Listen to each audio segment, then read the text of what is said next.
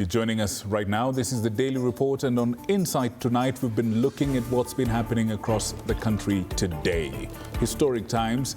In the next 24 hours, we will have a brand new deputy president in office. And here to help us understand exactly what the underpinnings of this and some of the other details behind the scenes are our three panelists. Now, folks, home stretch. I need some insights on this.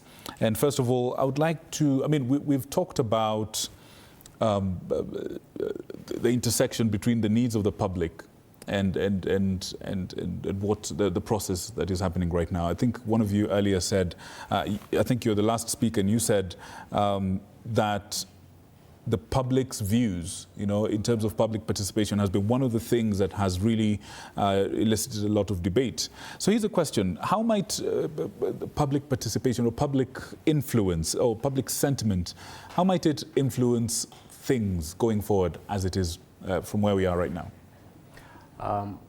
Public influence will influence. So public influence will influence every element of governance going forward.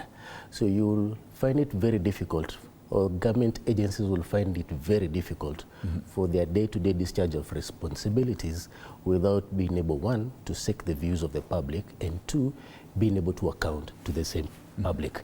That is a key question here, that the public now has taken its center stage in every aspect of governance. So that is the greatness of public influence and participation. Right. Hellen, as you comment on that, is there concern that there might be, a risk of perhaps unrest or pushback, from perhaps the supporters of the impeached deputy president, or people who are just unhappy with how the whole thing has been run?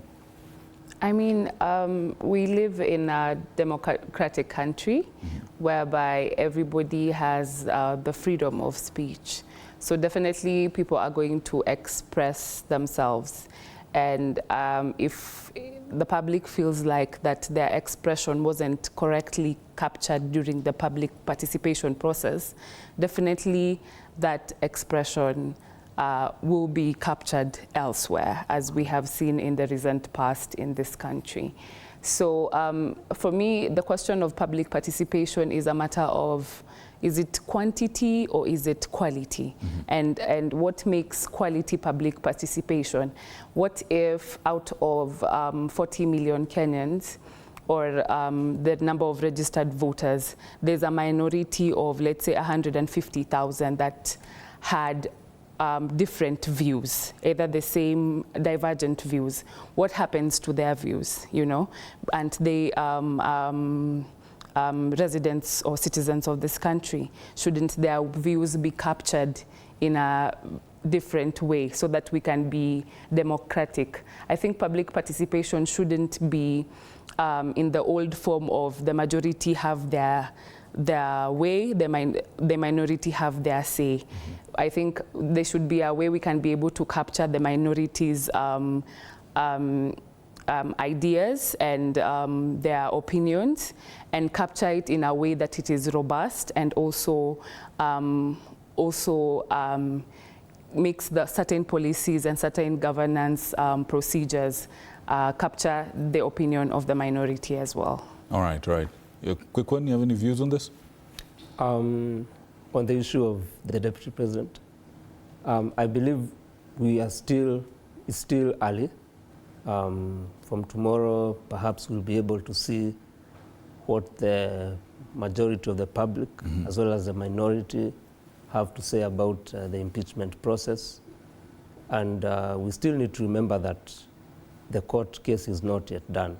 Absolutely. And in fact, about that, could you just paint a picture of what you think would be the legal challenges ahead, given the numerous cases filed, not just by the impeached deputy president and his team, but also other interested parties? What legal challenges do you foresee arising in the near future, and how might they affect, how things are running with the new administration? Well, to start with, we have the issue of the deputy president's case, the consolidated case. Which one? We have a case of two deputies now. The impeached deputy president's case. Got it. That case is coming up next week on the 7th of next month. So we still we'll see how that will play out, because the court will give directions for the hearing, and there'll have to be dates, and lawyers will argue it out in court. There's that, and the other cases you mentioned. Let's also remember there are cases directly challenging the nomination of the deputy president nominee. Those cases will still play out after he has been sworn in. So it will be interesting to see what will happen, or what would happen if the court found that the process of nomination was unconstitutional or was irregular. Let's remember that one of the judges in the 3-judge bench, Justice Anthony Mrima, when reading the ruling of the 3 judges, said that the High Court is not short of options, even after they have discharged the conservatory orders, and even after a new deputy president or the deputy president nominee is sworn in. They said that they still have options. So it will be interesting to see what would happen. Would a sitting deputy president be, what would happen if the courts declared finally that the process was irregular? So it's something that we need to keep on looking at. There are many cases. I know there are others that will be filed even after the deputy president nominee has been sworn in. So it's wait and see. So wait and see. So it's not over yet? Until it's over. By no means. By no means. Until the fat lady sings. So they say. Now, just before we move on, there's this subject, as you're a governance expert of sorts, and there's the role of acting interior minister. Now, with the current foreign affairs minister, who's also the prime cabinet secretary, stepping in as acting interior minister, what challenges and opportunities does this present in terms of governance and policy continuity? First and foremost, it is the whole question of command, command responsibility. For the fact that he's still not sitting in as the substantive cabinet secretary in charge of matters interior. So in terms of discharging that policy guideline or guidance, remains a significant question. In terms of being able to answer to parliamentary questions as relates the rule of law in the Republic to the National Assembly or the Senate, again, that means a big question. And the whole then aspect of being able to manage 2 very heavy dockets at the same time. What can you do and how well can you discharge that mandate? It's a significant question, and I think it points out to the whole question of organizations of cabinet. It may not be all that difficult, but the whole collective responsibility of cabinet may come into play to aid him into that. But in terms of responsibility, whatever comes or breaks down at that particular 2 ministries, he's ultimately the person responsible. All right. Now, we are into the home stretch of our conversation. I will ask what I will call quick-fire questions, 1 for each of you, and then we'll conclude. And I'll start with you as well. You were the last speaker. Now, here's a question for you. Talk to me. What do you think the role, or what would you make of the role of the media in all this, in the coverage of such potentially sensitive events? How have we performed? What would you say? From where I sit, I would give a thumbs up to the media. Number 1, it has been able to keep the public informed. Number 2, it has played its constitutional duty as a 4th estate member, not only keeping the public informed, but also responsibly so. For the very first time, you have seen a media in terms of reporting in the court proceedings, not reporting in an excessive manner, not going into an area not within their bounds, so that what you see the media has been reporting has been within the confines and the penalties of the court rooms, and not at one point has even the court itself complained about the role of the media in terms of how it is reporting. So to that extent, I give a thumbs up to the media. I want to encourage them to continue playing that role in a more incisive manner. All right, thank you very much. Now, if you have an opportunity to give some advice to the new Deputy President as he assumes office, what would you tell him? My advice to the new Deputy President, without fear of contradiction, would be focus on development.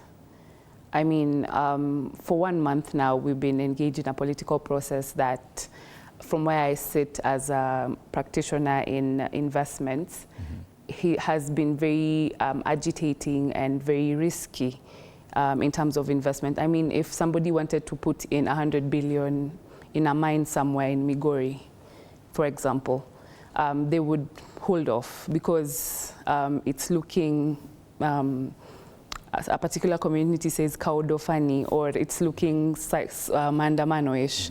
So I would advise the president and the deputy president together to stabilize the politics so that development and investments and all these good things that are going to result in, for example, job creation. And they should also focus on the manifesto and the things they promised Kenyans and see to it that those things are actually fulfilled.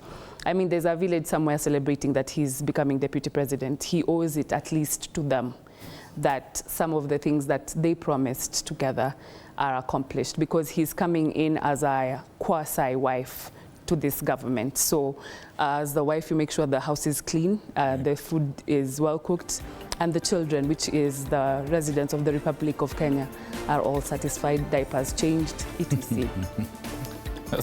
That's a very interesting way to look at it. And now to you. How can the new deputy president effectively engage with the public to build and rebuild, I think more to her point, rebuild the trust that may have been affected following such a tumultuous transition? I think, first of all, he needs to be a deputy president who represents the whole country. He has to remember his role. He's just a heartbeat away from the presidency. And a president is a symbol of national unity. And I think when we say president, we also mean the presidency. So he needs to be a man who focuses on making all Kenyans feel that the seat of deputy president is theirs. As all communities in this country, no one should feel excluded. He should bring Kenyans together, and he should be there to deputize the president, assist him in times of, in good times and in bad times. So he should actually play that role so that Kenyans can feel confident that they have a presidency that works for them as a whole. All right. Right. Ladies and gentlemen, thank you so much for coming, and thank you for your insights tonight. Folks, we have Mr. Kinyua Machina. Karibu sana. Thank you. Thank you.